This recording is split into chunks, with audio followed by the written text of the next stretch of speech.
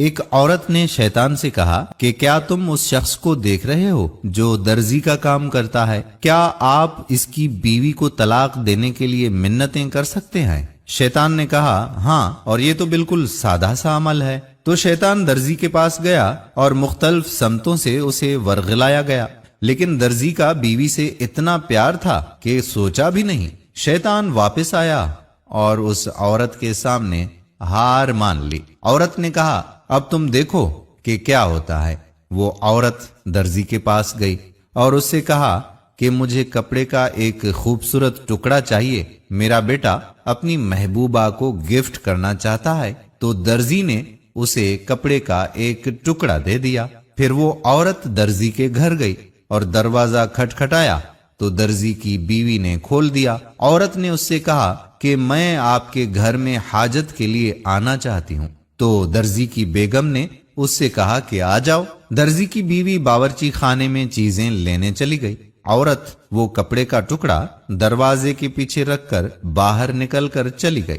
درزی گھر آیا تو کپڑا دیکھا تو اسے فوراً یاد آیا کہ اس نے یہ کپڑا کیسے ایک عورت کو دیا تھا کہ وہ اپنے بیٹے کو دے گی جو اپنی محبوبہ کو گفٹ کرے گا، لہٰذا اس کپڑے کے ٹکڑے کو لے کر میاں بیوی میں سخت کلامی ہو گئی اور اس نے اپنی بیوی کو فوراً گھر سے نکال دیا۔ شیطان نے کہا تم کیسی عورت ہو؟ عورت تو معصوم ہوتی ہے، تم تو مجھ سے بھی زیادہ گندا دماغ رکھتی ہو۔ عورت نے کہا انتظار کرو، میرے اچھے اعمال بھی تو دیکھو۔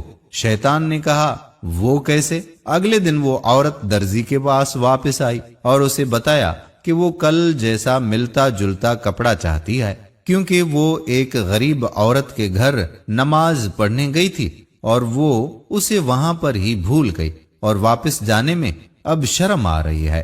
یہ سب کچھ سننے کے بعد درزی کو اپنے آپ پر غصہ آیا اور پھر درزی نے فوراً اپنی بیوی کو واپس بلایا اور اس سے اس جھگڑے کے حوالے سے معذرت کر لی، اور اس بات کو لے کر اب تک شیطان پریشان ہے اور کسی ہسپتال میں داخل ہے۔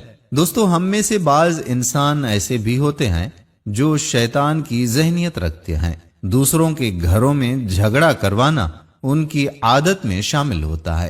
دو لوگوں کو آپس میں وہ خوش کبھی نہیں دیکھ سکتے۔ ایسے لوگوں سے اللہ تعالی ہمارے گھروں کو محفوظ فرمائے، آمین۔